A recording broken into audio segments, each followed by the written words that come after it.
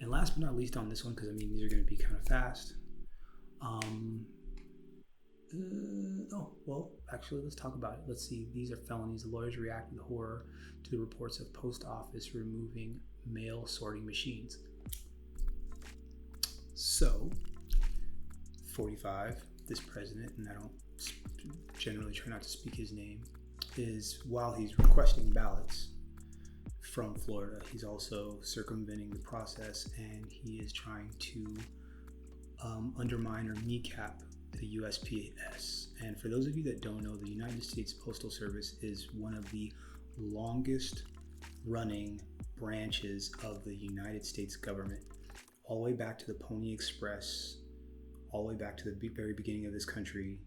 The post office has been around, and it also has a 90% approval rating from basically all of the United States, meaning that out of all the government entities that exist, the post office is near 90%. Everyone is very happy with it.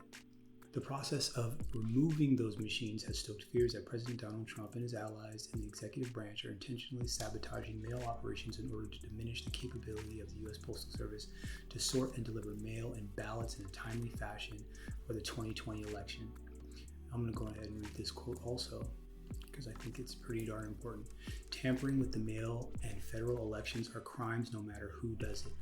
The criminal defense attorney, Tor Eklund, told Law and Crime, just because you run the bank doesn't mean you get to steal the money.